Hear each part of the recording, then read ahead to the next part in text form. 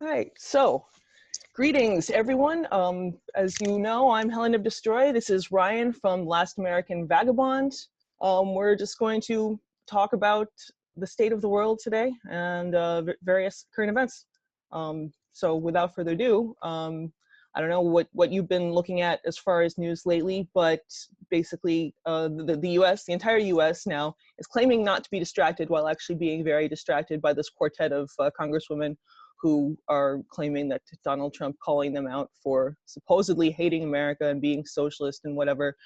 And they are trying to pass a resolution now to censure him because basically everyone who comes to America in pursuit of the American dream is just as good as everybody who's already here. And what is the American dream again? Well, let's not ask too many questions. Let's just say Trump bad and move on with our lives.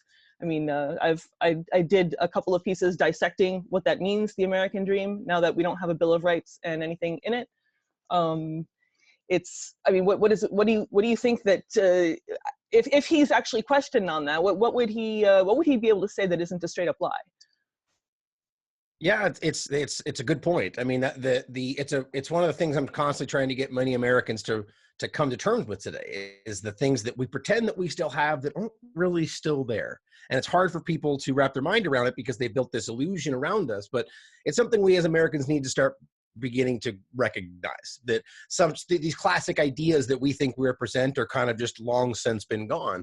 But the idea of the issue with the congresswoman and Trump, and it's always the same thing from both sides, right? Obviously, I think it's absolutely absurd what he said at face value. I think it is the most, I mean, not even to dive into that, but it's just obviously ridiculous, ignorant. Everything about it is wrong, but he has every right to say it, as anybody does, right? So then on the flip side, for them to come in and try to make it, censure or censor him in general is wrong, right? I mean, like, yes, call it out, say it's ridiculous, say you think it's obviously, whether you want to say racist or ignorant for someone to tell congresswomen who are currently in Congress to go back to their countries, which is the same ridiculous nature of saying, oh, you don't like the country, leave it, right? Which I always then add, well, of course, then that would make me a victim of your foreign policy, silly, so that won't work out, right? I'm not going to run to another country where you're going to bomb and kill me. So, but even that joke aside, it's a ridiculous nature to say that, oh, well, people who are ostensibly pointing out problems in the country, ostensibly, yeah, you could argue that maybe they are wrong in their assessment, but them trying to point out things they want to fix is now somehow un-American. I mean, that just blew my mind. But then again, on the flip side, what they're trying to do is using it for a political tool to attack. It's all back into the left-right paradigm. You know what I mean? Like, instead of seeing the problem of each side of the issue, we always try to drive it into one side of your party politics. You ignore the side that makes your party look bad and drive forward accordingly. It's frustrating to see, but long answer to your question. No, the fact that they're calling that out as somehow un-American, well, yeah, I mean, freedom of speech should be one of our fundamental American rights. So trying to say that, oh, he doesn't have a right to say that. I mean, you do have a right to make a fool of yourself still. And that's something that a lot of these censor-happy thought police types just don't get. I mean, the solution to bad speech is always more speech. You want the person to come out and say something really stupid so that nobody ever listens to them again. I mean, and not to put it in a too reductionist a sense, but I mean, even getting beyond the fact that, okay, well, three of them actually live in the United States, and three of them were actually born in the United States rather, and the one who didn't. I mean, exactly. Yeah. It's like, okay, so what you said about the foreign policy, I mean, that may be a joke, but it's very true. I mean, Somalia would probably be considerably more advanced if the U.S. hadn't decided to use as a weapons testing ground for a while and exploit it for natural resources and location in shipping lanes and whatnot. So.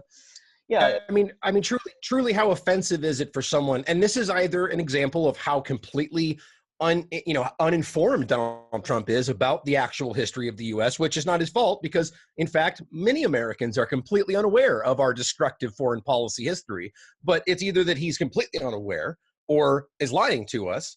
But the reality is that you can't, how hypocritical, how insulting to point to these countries as if go back and deal with all your problems, ignoring the very clear fingerprints of U.S. foreign policy on why they are destroyed to begin with. It's the same thing with Venezuela, Nicaragua, Honduras, and all the countries in South America. I mean, it's just, it's frustrating for people that actually do the smallest amount of research to see how uninformed the average person is. But that's why there's people like you and I here trying to bring this information to people, you know? Yeah, and basically, I mean, the fact is that we're propagandized from a very young age to think that, okay, well, there can't possibly be anything wrong with our country because everybody wants to be us and everybody wants to come here and all this. But you then say, oh, well, yeah, Venezuela, they're terrible because socialism and all these things. Well, you try to run a country with like the CIA in your underwear drawer and the CIA, you pull up the toilet and the CIA is there. And you try to have a country with just like completely surrounded, or Cuba. I mean, the fact that Cuba has been able to persist for so long and actually has like very quality like doctors, and I mean, they don't have consumer goods, but they do have quite a functional society considering the fact that they've been squelched beneath our boot for half a century. And it's like, That's a good point too. You handicap someone and then you tell them to run a race with you, it doesn't work. Yeah, I would just interject real quick. That's a great point to think about for people that like think of what Cuba has had to overcome all these years. I mean, we can see what Venezuela and what's happening to Iran and Venezuela right now, just from the, you know, I mean, it's still an ongoing long-term economic attack, but I think the good point to think about how Cuba has maintained, even in the face of the same attack that's been going on this long, knowing that they're targeting the civilian population with these, and they're still just thriving anyway. But yeah, you know, Cuba bad guy, right? Don't look into it any further. They're the bad guy. Yeah, and then Pompeo, somebody like Pompeo, who I just have an unprecedented loathing for, but trying to say that, oh, well, we're on the side of the Venezuelan people, or we're on the side of the Cuban people. Well, if you were really on the side of the Venezuelan people, you would just get in some sort of large cooking device, have them slow roast you, put on a plate with an apple in his mouth, and a Venezuelan family could make a nice meal out of Mike Pompeo. But, you know, oh man, they're messing with my volume again. This computer has subject to technical difficulties whenever I try to do a broadcast like this, because they like to mess with my volume, and fortunately they don't knock the internet connection out, knock on wood. But if I suddenly get really loud, that's why. It's happened before. It's really annoying because it never happens unless I'm doing a live stream, and so, you know, I guess it's a sign that we're talking about interesting things, and they don't want that. Yeah, always. I mean, you know, the truth is that, you know, what it's always possible things like that are just, you know, glitches or issues, but it's wrong for people to automatically assume that something like that is completely outside the realm of possibility. YouTube, social media, they've all been very open about their efforts to suppress what they deem fake news, right? But that's up to them to decide. So our topics that are completely truthful in their mind could be fake news, which would necessitate suppression, you know, throttling the stream. You know, these things are very real today. For people that think it's still conspiracy theory, it's time to wake up. Yeah, and the fact is that they have these exploits in the chips. Like Intel makes, I mean, they have chip factories in Israel, and a lot of their production is done there. And you can just, this zombie load exploit, I mean, I wrote about this for RT, but there's a bunch of articles out there about it, is that every chip made since, I think, 2006 can be exploited. Anything that you do on your computer, they can get in there, and they can, I mean, supposedly they patched it, but you can't patch hardware with software. I mean, you could try, but it's not a perfect solution. And if they want to make a mess, they can do that. So it's very, very sinister, but yeah.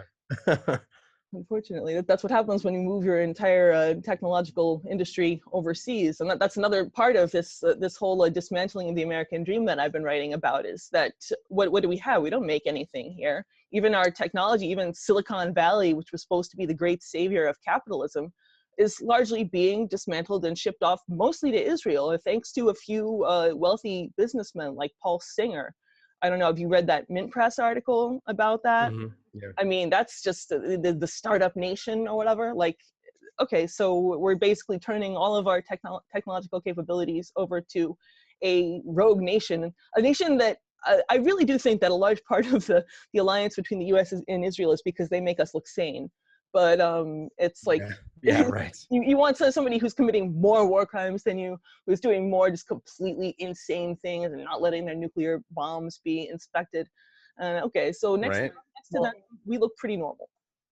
Yeah, completely. And I mean, I would point out that for those that may disagree with, you know, a perspective on what Israel, their government is, just for sake of argument, let's say it's not a rogue nation. Let's say they're completely normal and in compliance with the law. Still recognize how alarming it should be that we are basically outsourcing all this stuff to a foreign government. Right? Everyone's freaking out about Russian interference. what are we looking at right here? You know, and this, I mean, this, especially in the same note, not even just technology, as you know, because you said you read those articles, we're talking about outsourcing our election voting machines and our election technology. So it's like, this is, and then add in that, yes, Israel is a very criminal Zionist-based government, verifiably so, as much as that's anti-Semitic to say today. We've had resolution after resolution, report after report introduced and adopted in the UN, showing documented war crimes, killing of civilians. I mean, this is no longer a discussion. They are a war criminal government. I mean, they're committing war crimes, but so is the United States and so is Saudi Arabia. But just think about all of that in the hands of a government that is committing those things. But even if it's not, just a foreign government should make us uncomfortable, but it doesn't, because can't say anything bad about Israel today. Yeah, the fact that we're supposed to be just terrified of the idea that Russia might have somehow, just by buying Facebook ads, swayed the election. Okay, well, did they run the election software? No. And the fact that they're also still talking about the Russiagate thing. I mean, I don't know if you saw RT. Yeah. Like, I work for RT, and we were one of my editors was having to do, well, not damage control because it's not damaging, but the story has come out 3 months after the Mueller report basically said, well, there's nothing there. And saying that, oh, well, yeah, RT was getting the WikiLeaks dumps before anybody else because they looked at the WikiLeaks servers and saw the dumps before anybody else wrote about it. I mean, that's, okay, that's kind of how you're supposed to do research in this day and age. And I'm sorry that CNN doesn't really do that, but I don't know, what do you expect from a company that didn't even have a web page until, like, you know, everybody else got in there and started, hey, maybe there is something to this whole internet thing. Yeah. Yeah, it's frustrating to see that the way that they've played this whole thing, especially with WikiLeaks and all of this, but they're just, I mean, this is what I'm always pointing out to people, the story after story after story with mainstream media. You have to recognize that they're either utterly incompetent or outright lying to you. Either way, I'm actually baffled people continue to watch them, how regularly they continue to be shown false, how regularly they continue to be shown to be willfully misleading you. Like with these examples in Venezuela, where CNN, perfect example, where they lied about seeing Maduro's forces throw that Molotov cocktail on the truck, right? And then 2 days later, we have video showing that it was Guaido's forces. No one ever addressed that. They didn't come back on and say, oh, whoops. You know, and that's, remember, this is not misreporting. That is willful deception. Yeah, for sure. Yeah, and people still watch them. At least the New York Times came out with a correction, I think, a month later. And nobody ever reads their corrections, but whatever. Yeah. At least they did. Now, CNN will never do that. Right. But CNN, yeah, as far as I can tell, I haven't seen them do anything. Not even retouch the story, but maybe I missed it, you know? No, I don't think they do. I mean, maybe they'd have a line at the bottom if you go onto their website, but that's the thing, is that nobody ever does. I mean, the CNN's ratings are, I think, at an all-time low. Breitbart is always crowing about this, and while I'm not a huge fan of Breitbart, I do at least appreciate their take on CNN. But it's just that the fact that their ratings are at an all-time low, also taking into account that so many of CNN's screens are just facing empty rooms. I mean, you walk into a bank, the lobby has always got at least 2 TVs playing CNN. You go to a waiting room at a hospital, there's CNN playing.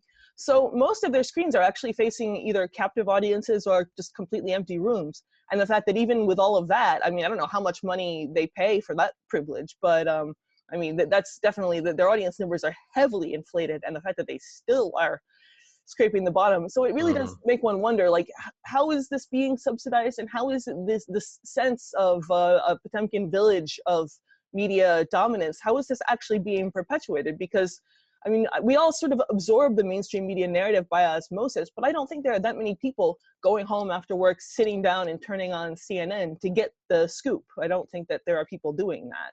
So how does it end up in our mind? Yeah, I agree completely. I think that it's partly, I think it's wrong to suggest that there's not a large portion of people that still get manipulated or choose to at least partake in it. But I agree completely that I've been saying this for a long time, that I have a sneaking suspicion that it's, you know, the false majority, right? They're projecting this idea of what they want everyone to think is the majority opinion, right? But we're we should start to realize that maybe we're not the fringe that they still want us to think we are. It's even likely even, that we in fact are the majority today. That most Americans are at least aware that we're being lied to, deceived, but most of them within that awake population, a huge portion, are still afraid to be open about it, right? It's self-censorship. They're still, because they are still being manipulated by that mainstream effort. And they think, well, I can't speak out because I don't want to be that weirdo on the side, not recognizing that you're actually part of the majority. It's an interesting thing to think about, but that social engineering that machine that they have, that's everything from our Prussian-based school system all the way up to our social media.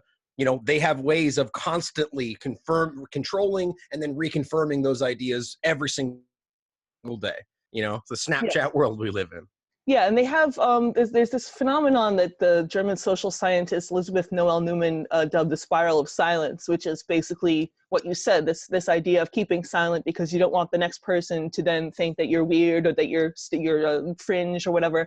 And the spiral of silence has basically been enforced and militarized by this whole, like, we will take away your platform if you express fringe ideas. If you, for example, express skepticism that kids need 70,000 vaccines or whatever. Like, if you express skepticism that Bashar Assad would gas his own people and bring the entire weight of the Western military-industrial complex crashing on his head when he's winning a war.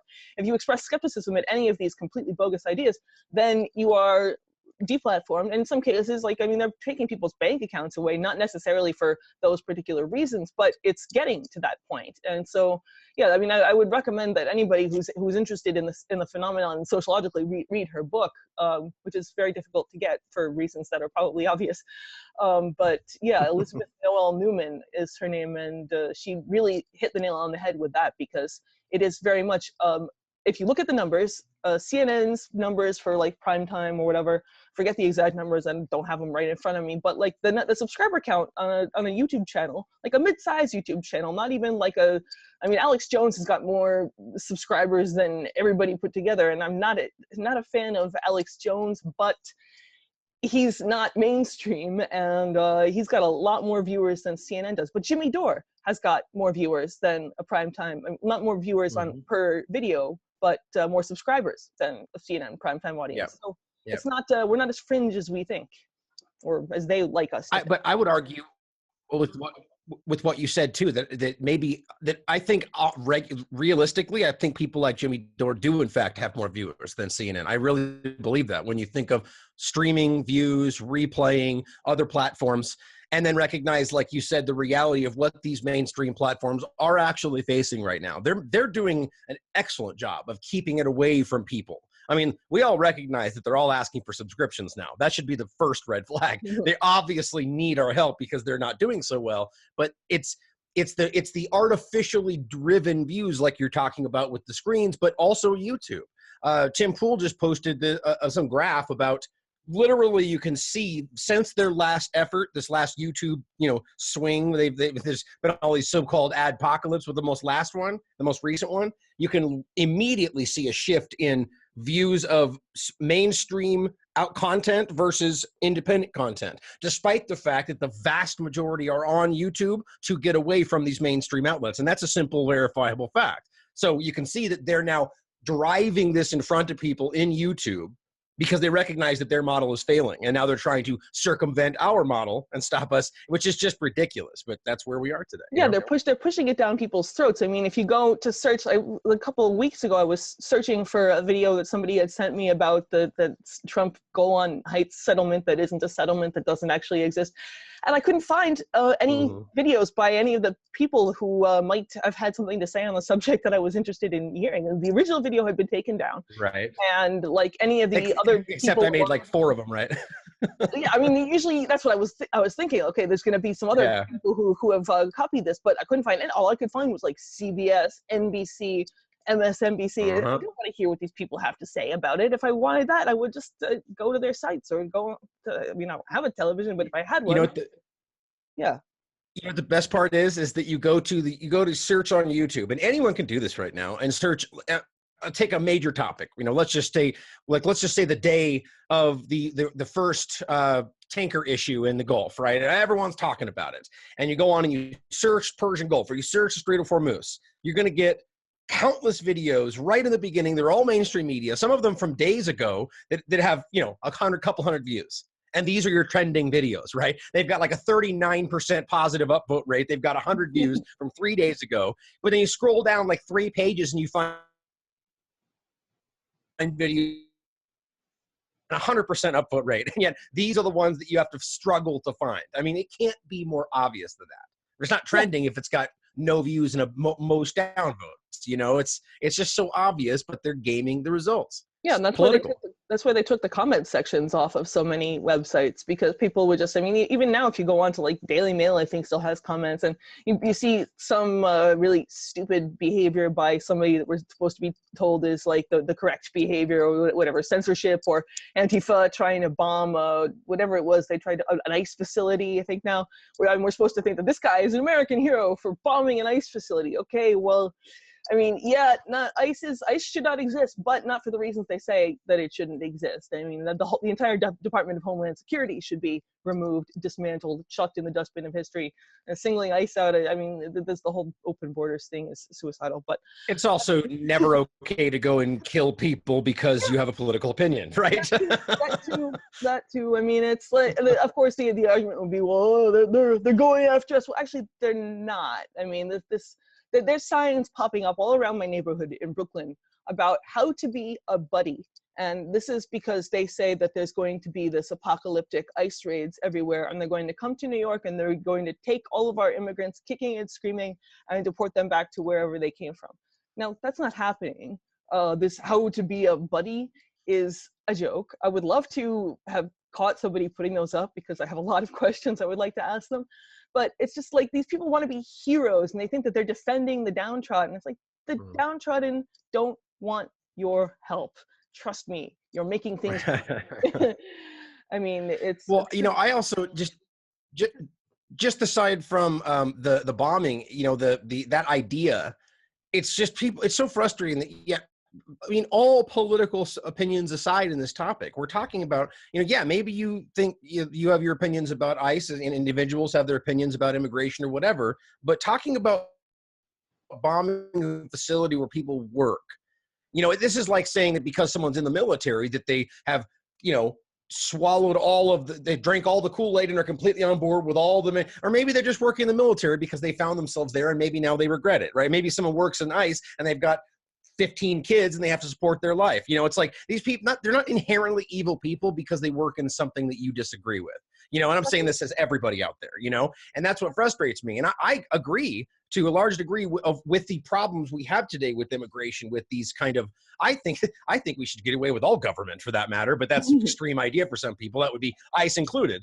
But these people are just living their lives. And yeah, maybe there's some bad people that work there. I would say most likely, but some of them are just innocent people that have families and children and wives. And to go over there and bomb these things, it's just, you know, and think that that's okay because, oh, ICE is bad and we're on the one side of this political party. It's just, we are lost our minds today in this country. I really believe that, like politically, it's going crazy. Yeah, I mean, it started out as, I think, a psyop, as maybe came out of some think tank on the right, like the Heritage Foundation or American Enterprise Institute or whatever. But I really do think that this whole social justice warrior thing was a manufactured sort of enterprise to just get the left completely eating itself and fighting among itself, and just to get people at each other's throats so that they never bother to look upwards and see who's actually pulling the strings and who's actually got their boots on their throat and whatever. Because you never hear these Antifa types talking about Wall Street or talking about, you know, military industrial complex. The closest they'll get is the Fed, ICE, or the Fed, anything like that. They don't have these I mean, these aren't necessarily complex thoughts. I mean, Occupy Wall Street, at least, for all of the ways in which it was also a psyop of sorts, at least they had the right enemy in mind. I mean, like this Antifa doesn't even have that. And so the fact that, oh, these are supposed to be anarchists and they don't actually get the whole financial system problem, then I'm sorry, I don't buy that.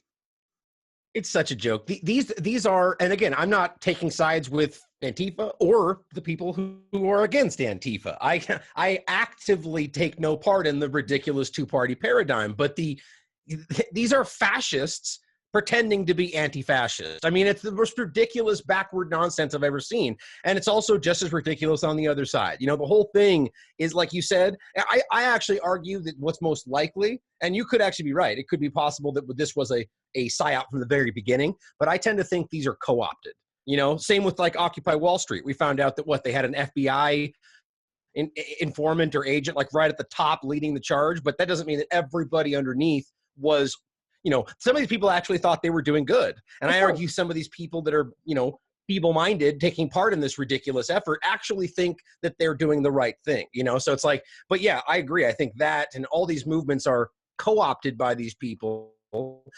Same way that something like the Green Movement today is no longer the Green Movement. You know what I mean? It's been co-opted by the exact opposite, you know? So it's like, we just need to recognize that. But yeah, the Antifa thing is, yeah, exactly. Antifa, I think, is just specifically meant to pit us against each other. So as the you know, the fat phantom alt-right danger and all this different stuff, both sides are ridiculous and driving us against ourselves, I think. Yeah, they create this cartoonish distillation of all of the other side's negative traits and then decide to smear everybody with that brush. So you've got, okay, well, everybody on the right is Nazis and everybody on the left is Antifa communist psychopaths. And I mean, I hear people on the right saying that leftists are possessed by demons. Like, you really think you're going to get something with that? I mean, this is insane. And what you said about co-opting, I consider it like a form of domestic color revolution. Like, they take people with legitimate grievances and they co-opt that and they sort of distort it and manipulate it and turn it into whoever they want to take out. They direct all that force and they channel it at that person or at that group, and then they just let it fly. And then people who thought that they were fighting for freedom end up fighting to enslave themselves. Yeah, so true. Constantly these days, it seems that we're fighting for our own enslavement. You mentioned on the reaching people that really struck a note with me, which is so interesting to think about. And that's something, I think that's a fundamental question that we need to ask ourselves today. Are these people actually trying to reach other people? Is that actually what they want to do? They may even think that's what they're trying to do, but deep down, are they actually trying to reach these people on the left, or are they simply just denigrating them as often as possible? You know, just disparaging them and saying, "Oh, you guys are bad. You guys are bad people. You're in what you said in demons." You know, it's just ridiculous, ridiculous concepts. And so I argue that in some ways these people, that's the problem with the two-party division. They're not even trying to wake other people up. They're trying to destroy the other side, right? It's a battle. It's not, you know, and this is where we've got today, where we've failed to recognize that we are the same team, right? And they have successfully we're fighting each other now. Right? What happens when you destroy the other side? You still got the slave masters ahead of you running the show. You know what I mean? They're still there in control of everything, you know? So it's an interesting thing to think about today. Are we actually trying to reach people, or just trying to, you know, I don't know if I can cuss on the show, but I was going to say talk S, you know? You can cuss on the show, please. I don't do the whole censorship thing in general, and that includes cuss words. I think it's healthy to be able to express one's emotions through words. Otherwise, you end up, you know, taking a milkshake and full of cement. Or right. I mean, I don't know if they were actually full of cement, but the idea of taking a milkshake full of quick drying cement and throwing it at somebody, I mean, come on, you really need to have. You need to have let those frustrations go in a much healthier way, which is, I mean, that is a perfect to talk. Absolutely. Sorry, there's a little bit of a delay. No, that's fine. Yeah. No, that's a perfect example, right? I mean, why in the world would you, unless you have gotten to the point where you have now put this on somebody that you really don't know. They have political opinions, and now you put this, they now embody everything that's evil and wrong in the world, as opposed to just them not agreeing with your political opinions, right? Like, it's this radical, like you said, cartoonish effort. And now, okay, we have to go throw and attack them with things and, you know, poison them with the, you know, it's just crazy, ridiculous stuff. And that is their brains being warped by these political sides, as opposed to just trying to engage them in discussion and possibly having an amicable disagreement. Oh, God forbid, you know? Yeah, and I think what you were saying before about, like, are we really trying to talk to the other side, or are we just trying to antagonize them or demonize them or whatever? I think that to the people at the top, or at least the influencers, like the Alex Joneses on the right and I don't know who on the left would be the equivalent of Alex Jones, but anyway, just the people who are who are giving the directions to the people beneath them is that they don't want to talk to the other side. They actively want to prevent people from talking to the other side, because Right. the rank and file, Exactly. they start talking, they realize they actually have something in common, and then, you know, we can actually get along. And we have actually, you know, we're poor too, and we're disappointed in the American nightmare, and we can maybe reach an understanding here. And they don't want that, because all these people talking civil war and stuff, it's like, well, what do you do when you take out the other side? Then you turn on the people in your own group who are not sufficiently loyal, and you get the circular firing squad situation, you get the French Revolution. And I mean, the fact that is that we have no historical context, so many of us, because they don't teach that sort of thing in school. And I don't know how they managed to fill up 12 years with teaching you how not to think, and teaching you that, yeah, America. I mean, that's basically it. And so you come out dumber than you went in, and you can't put anything in historical context, because it's all names and dates, and there's no overarching themes. It's not a thing that they really focus on, at least not when I was. Yeah. I would imagine it's worse. Memorization. Yeah. Yeah. But that's why I mentioned the Prussian-based idea that where these schools, our system was designed around the Prussian system that was designed to basically create obedient workers. This is not a secret. I mean, this is easy history. We can, and then nothing has changed. The structure is basically the same to this day. And the idea, this was during, you know, the Industrial Revolution, and the whole idea was to create Americans that were, you know, workers, go out there and mindlessly work long days and just routine, just, you know, passively go at their job. And now we're at a point where that's not necessarily what we are, but yet they're still pumping out these mindless drones of humans that are passively meant to just take what they're given by their government. Anything less is un-American. You know, that's where we are. And interestingly enough, a lot of them aren't buying it, aren't taking it, which, you know, some of them are, but it really makes you question what they're doing wrong. You know, it's like I think it has to do with the human psyche. There's something that doesn't work with what they're trying to force us into. It's the same way we have people flipping out and going up and shooting up schools and doing all these crazy things that we've seen dramatically spike just in the last so many decades. It corresponds perfectly with all of this. You know, I think people are just snapping. Well, and the machine is breaking down, I think, in part because this whole, like, this neoliberal system where everything is sort of outsourced and privatized and basically done for as cheaply as possible. You kind of need, if you're running such a massive, like, psychological factory to churn out these modular human beings who can be placed where they need to be in the grand machine of society or whatever, you kind of need a, my volume is messing up. You kind of need a central. It sounded okay over here. Okay, you know, it's a mess. You kind of need a central authority to be able to produce those, because otherwise, each neoliberal, like, contractor is not necessarily going to do the thing the same way as the next contractor, and so there's no central authority plotting their whole thing. You get people, okay, well, we're just going to make it so everybody has to teach to the test, and that's an easy way to do it, but it doesn't quite work, and so things, the parts don't quite mesh. And then you end up with, I mean, it's basically the societal version of, like, the F-35, which you've got all these military monopoly suppliers that are producing substandard parts, but there's nothing that the military can do because that's the only company that makes that part.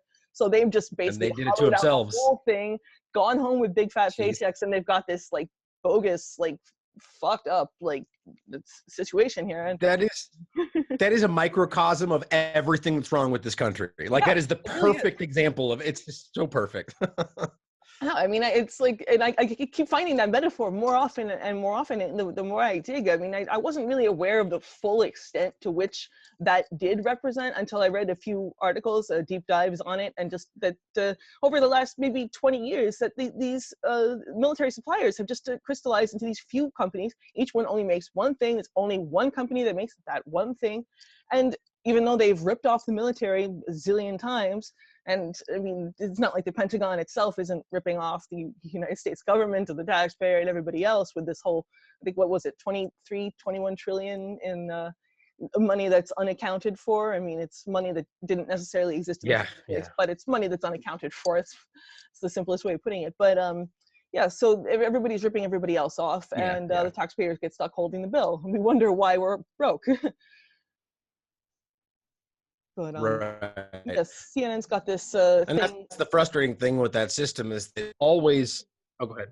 Oh Sorry, no, there's a delay. yeah, Sorry, go ahead. there's a delay. That CNN came out with a thing recently showing that 45% of Americans can't afford basic expenses like living expenses, food, rent, schooling, housing. So yeah, what is this? We're the richest country in the world. Yeah, maybe a few people are, but the rest of us are struggling. Yes.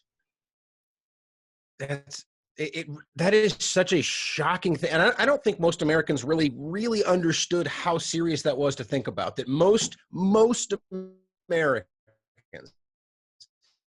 I've seen, we're talking 70-ish%, right, of Americans these days cannot afford a $500 emergency. And you're right. I mean, this is like, we look, here's Trump every day standing on our economy and this and all the jobs. And of course, we know that they aggressively manipulate those numbers, but it doesn't mean that we're not having some success.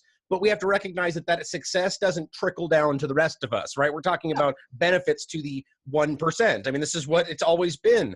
And it's not a shock now to see it. But to think about that most Americans are in that position, and again, we're in a country we say, oh, we're the best in the world, but we've got the highest prison population of any country anywhere. I mean, it's obviously doesn't translate. We get this gilded version that we put up on the news that we all get to see in their fancy houses and the president, and we're all doing great in this country. But then we look around and it's like, okay, I can't afford to feed my family tonight. I can't pay my rent. And it's like, oh, but are we really doing that well? It's like, this is the illusion. This is the prison of the mind that we're all in right now, that we get forced these ideas. But, it's about time we stop and look around and recognize that it might not be that way. I think that's a part self-censorship too.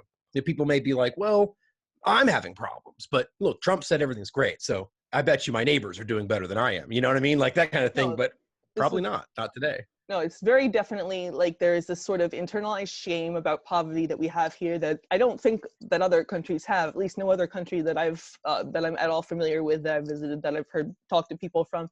We have this like sort of Calvinist sense that if we're poor, it's because of something we did wrong or because we didn't work hard enough. It's a very like alien thing to anybody who's lived in like a European democracy where they actually have social safety nets and they actually like try to take care of their citizens, because it is, like you said, a self-censorship that we don't want to talk about our problems because we feel inadequate if we have to go to a welfare office or apply for food stamps or whatever.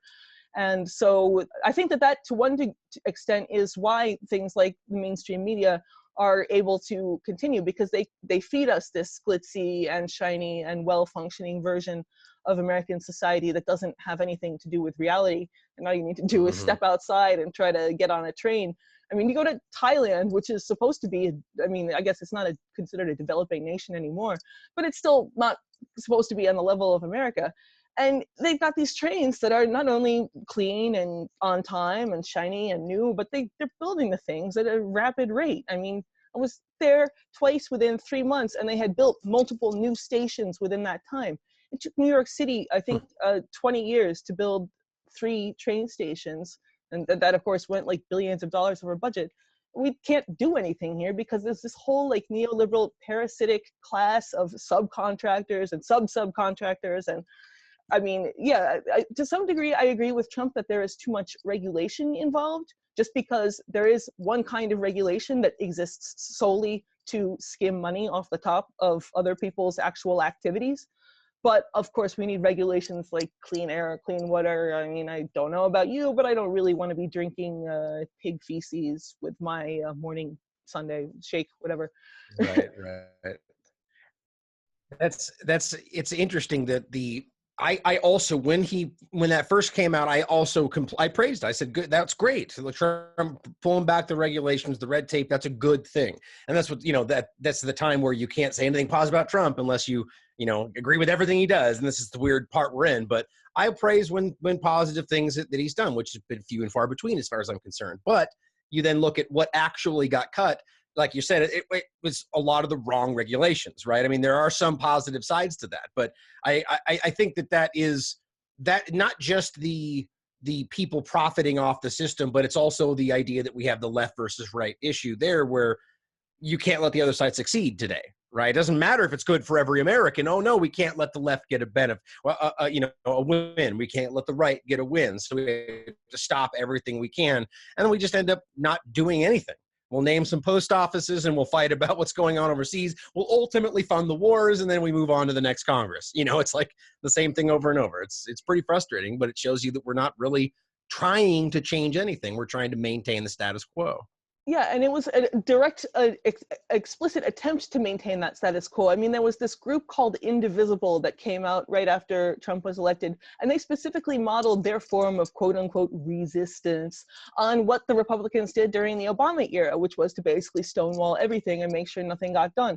So why would you like model your form of resistance on such a dysfunctional mess of a government? I mean, that was the one that everybody was supposed to go to. That was, they considered themselves like the umbrella of all other like resistance groups. And I mean, I've already done a whole video about how words like resistance, now you can't even say them without like quotation marks or whatever. Think like freedom. Like freedom is an awesome concept. Obviously, freedom, duh.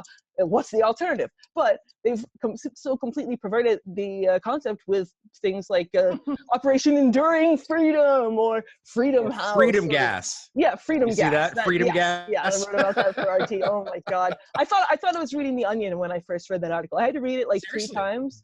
And that was the most ridiculous thing I've ever seen. It's so bad. But yeah, so you can't use the word freedom without like wink, wink, nudge, nudge anymore. And that's deliberate because why would they want you talking about freedom? Now you have to say like 10 other words instead.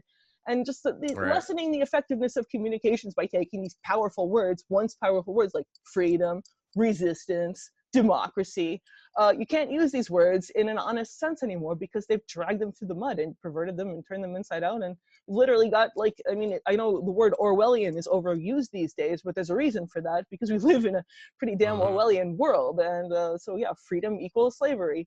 You want some freedom gas with your freedom cries and your freedom, your enduring freedom and your Iraqi freedom and your, I mean, that's the last thing you want.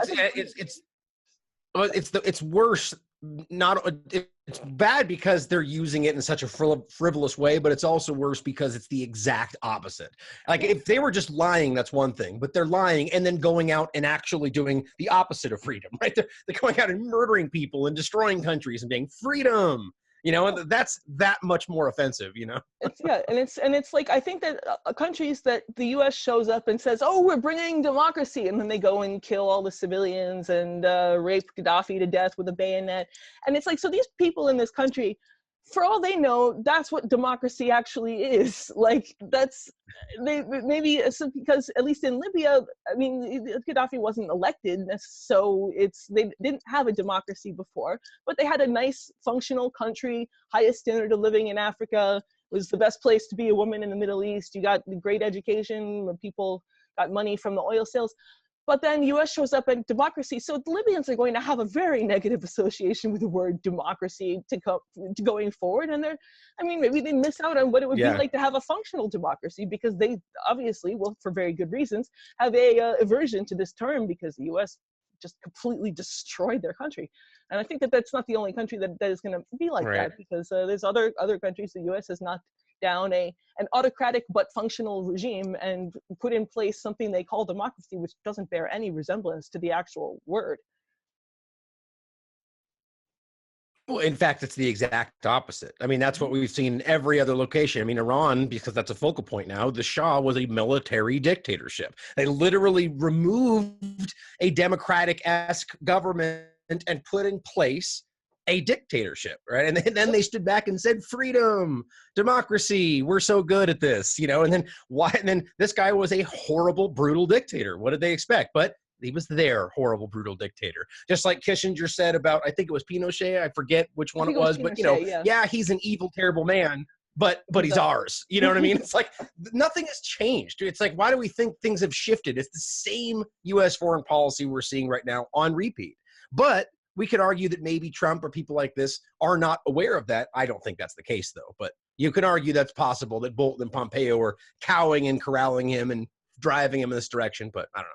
I don't buy it. See how he could possibly not. I mean, he's not a stupid person. For everybody says, I don't think he's stupid. I mean, he's wrong about many things. I think that he has some very, very bizarre ideas about how the world should function. But he's not stupid. So I don't buy that Yeah, he's I agree. being led around, that he's been hoodwinked by these people. I don't necessarily know why he would put some psychopath like Bolton or Pompeo in power, unless it's just to like show up. Okay, well, this is how ridiculous this country actually is. I think that he has actually accomplished something in terms of at least just pulling the mask off as far as Yeah, the absolutely. U.S. as a democracy or as a force for good in the world. It's like, no, we're a mafia thug state, and this is it. This is what you get. What you see is what you get, and that's why the Democrats hate him so much, because he ruined their fun. But Yeah. it's just unfortunate that I mean, I don't know if he necessarily could have, even if he was working all for the forces of good and just pulled everybody out of everywhere, like they would have killed him. So it's like I don't know. I mean, I'm conflicted about the whole thing. I Yeah, or appreciate I say the same thing. forcing the honesty, but it's like I really would like to see, you know, less murdering. I mean, he's dropping more bombs than predecessors and everything. It's like, ugh. Would it be so much trouble to Yeah. just like get the fuck out of Syria? I don't know. Yeah, but yeah, I honestly think that it's part hubris, right? I mean, I agree with you. I don't Trump's. I mean, I wouldn't say he's the most intelligent person in the world, but I don't think he's stupid by any means. But I definitely think that if this is what it is, and you know, who could ultimately know for sure, that it'd be not too difficult to play at his hubris. He clearly thinks that he's the smartest man in the world. He clearly thinks that he's this fast moving deal maker that's got all the right moves. But as he said when he was getting elected, you know, maybe I don't know everything, so I'll bring in all the right people. That was what he said, right? Yeah. And so then you could recognize that maybe there was a level where people were, what I've said in the past is kind of like his own personal version of the two-party deception, right? Where you get advisors that at one level or another that he thought he could trust. And they come in with this, say, here's the full picture. But all they're showing him are their two decisions, and there's probably 11 others he could make. And he thinks he's got the full picture, so he's the one making these decisions. But really, they're just cowing him and manipulating him using his hubris. That would make sense to me. Special people like Bolton. And that's how he ends up with these new people that, you know, he gets rid of all the actual non-establishment people and brings in the classic Goldman Sachs military industrial complex stooges. But maybe he doesn't see that, at least not until now when he's been confronted with how obviously Bolton is kind of circumventing the effort, if you take that at face value. But I can see how that would make sense. That's what I'm saying. But again, I'm not sure.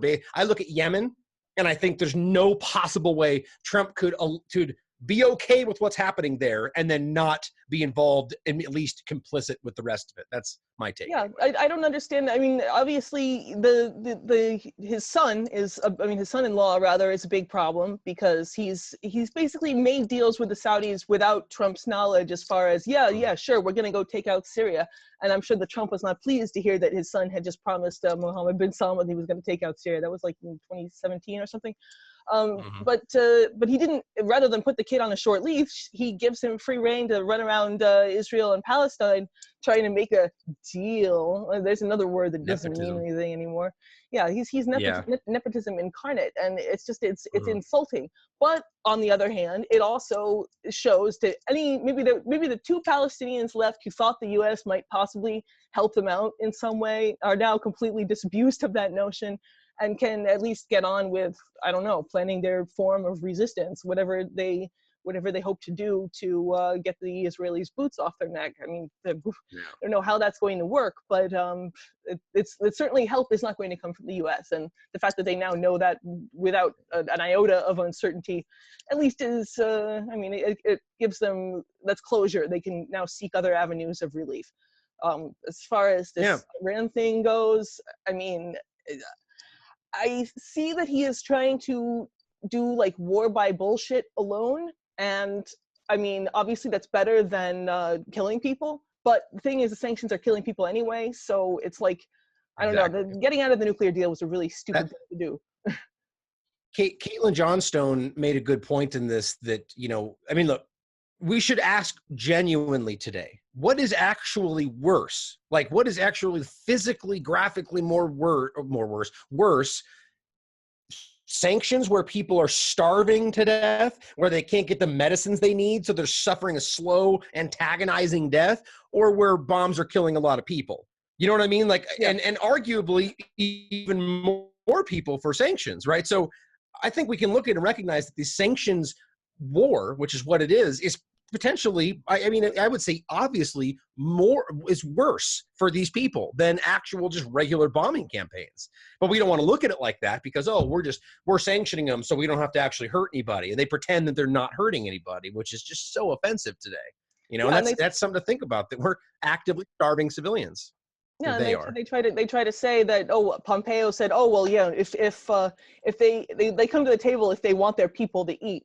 And it's like, well, okay, so Yeah. it's not like they don't know that they're killing people, and so it's a very neoliberal way of fighting a war. It's the cheapest way possible. You don't have to get your war machines involved. All you have to do is keep people away and without trading with them, and even like the EU, which put up, at least not the entire EU, but UK, France, and I think the other one was Germany, with that Instex thing.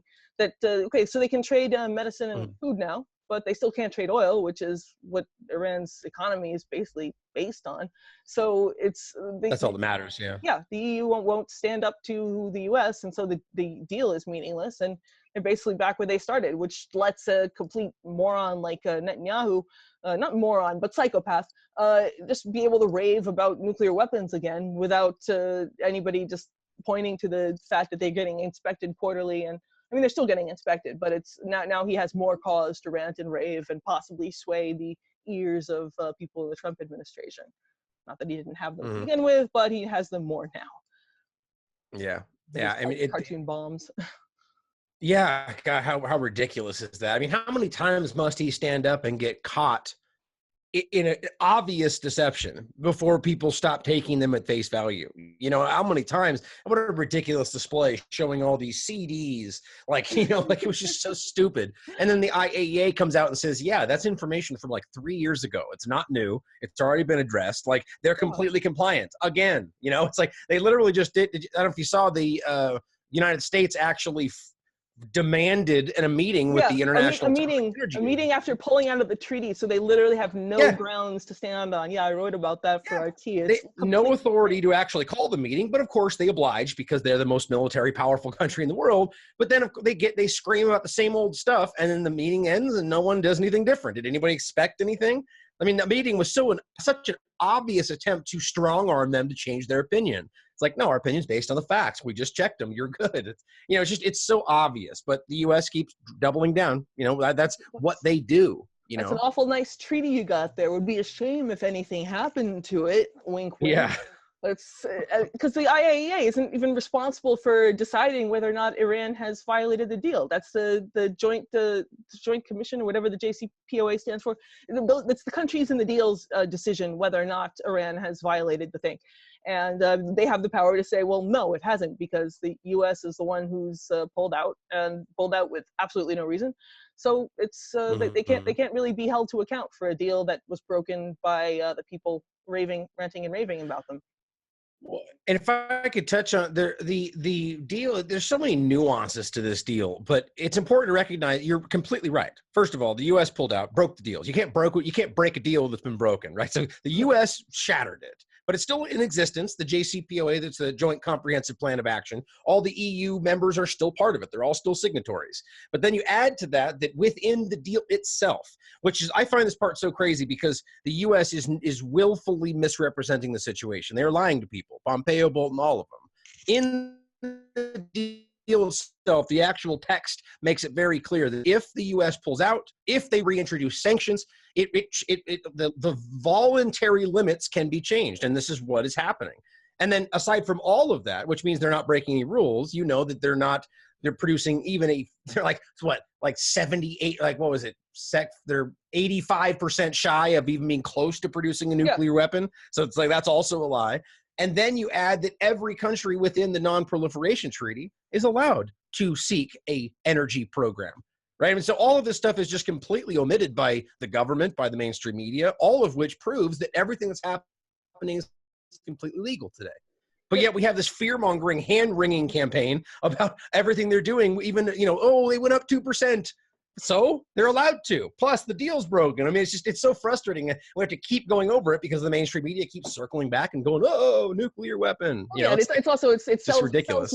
sells more papers, or whatever the modern equivalent of papers is, to have Netanyahu there shrieking about the bomb, the bomb. It's like, well, no, you actually need like 90+% enrichment, not like 5% or whatever they're up to now. It's not going to get to 90% anytime soon. I think we can all rest easy for the next 50 years.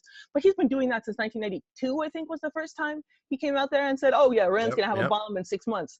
And 60 years later, he's going to be out there with his walker being like, oh, Iran's going to get the bomb.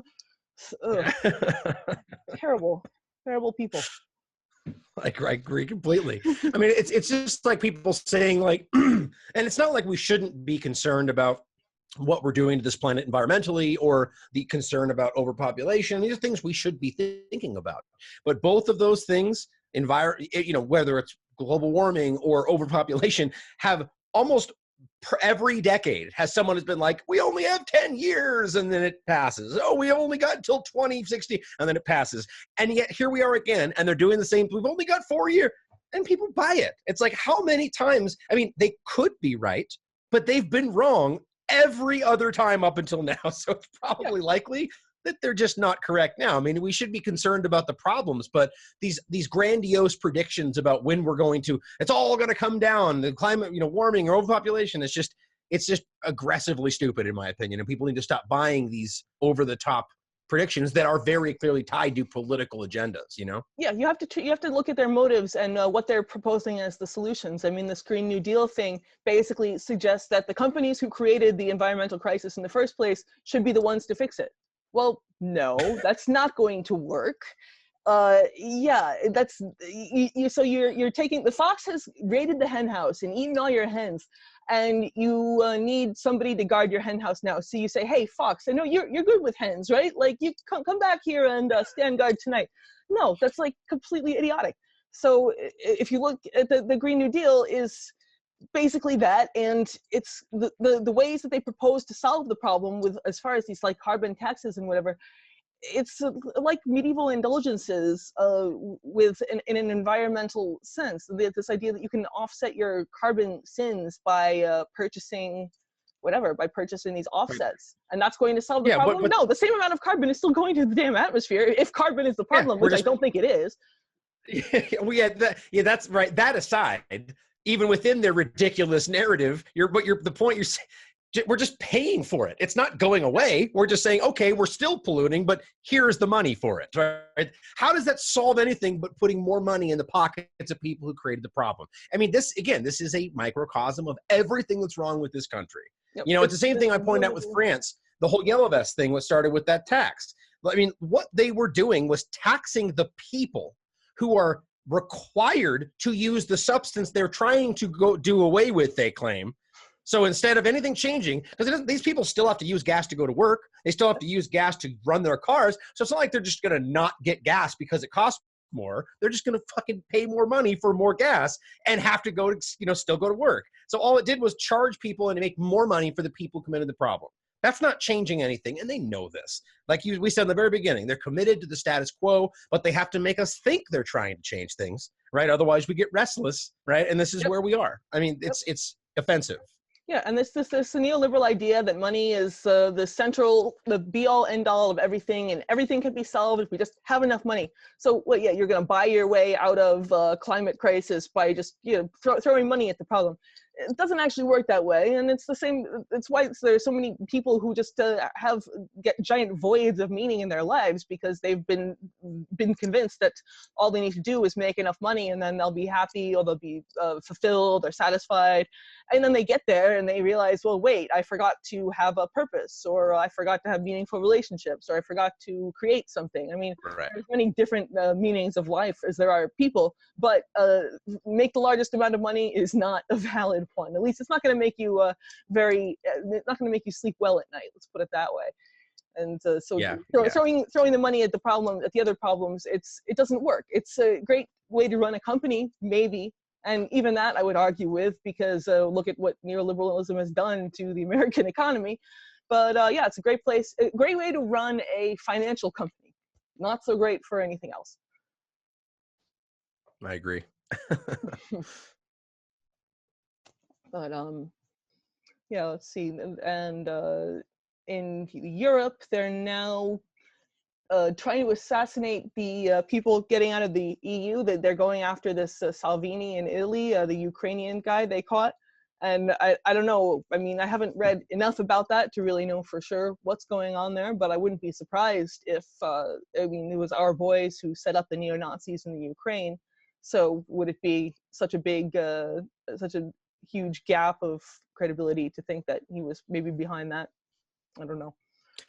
Yeah, that's actually a story that I'm not very familiar with at all. But I mean, we have to recognize the obvious influence of the United States government in regard. I mean, the Ukrainian government today is a U.S. proxy. I mean, it's a regime change U.S. coup. It's the same as all these other, CIA-backed coups in other countries. I mean, they pretend to put in the government, but it's somebody that they can control, and we can clearly see that almost every time they put in somebody that is arguably worse than the person that they claim to be fighting to remove. I mean, these people are neo-Nazis. I mean, it's not even hidden. They're very open about it. They just lie when they get confronted about it. That's all that really changes. But in regard to the U.S., the question is whether the U.S. is involved in this. I would say it's probably the best obvious guess to assume that they are. Yeah, just but because they would know for sure. Yeah, the U.S. media put out a thing saying that the people who were caught were they were affiliated with the Russian separatists in the Far East, in the Donetsk and Lugansk, and that wasn't the case. They were affiliated with the government. But rather than correct their article, the Italian police changed their statement so that it didn't say, oh, they were affiliated with the Kiev-backed whoever. They just made their statement more vague so that it sounded like the CNN story could possibly be true. So why would they do that if it wasn't like a much larger force behind them than the Italian police are equipped to deal with, is the question. I mean, that was a little bit sinister, because it just normally it would be CNN memory holding their story and not the Italian police changing their story. That's a little weird. But I mean, aside from that, I don't know. Absolutely. I mean, since when are you allowed to go back and alter your statement? You know what I mean? Like, how is that even okay? Like, oh, okay, so you need this to be different. Let me just go back and just change what I said. I mean, like, how is that even allowed for a police officer to do? That seems crazy. Yeah. All right. Well, I don't know. Was there anything else you wanted to cover? I mean, we went over a pretty good amount of stuff. I mean, I'd be happy to come back and, revisit in a month or so and talk about some new stuff. Sounds good. Sounds good. Well, I appreciate you putting up with my technical mishaps. So sorry, it's kind of cutting out for me here. There's been a little bit of a delay. All right. Well, anyway. Yeah. It's good talking to you. Sorry, I missed you there. No, I was just saying, I appreciate you putting up with my technical mishaps. I've got, like I said, there's a lot of experience on my end. No worries. But all right. Well, great talking to you. And have a good one. You too. We'll touch base soon. Cheers. You too. Bye-bye.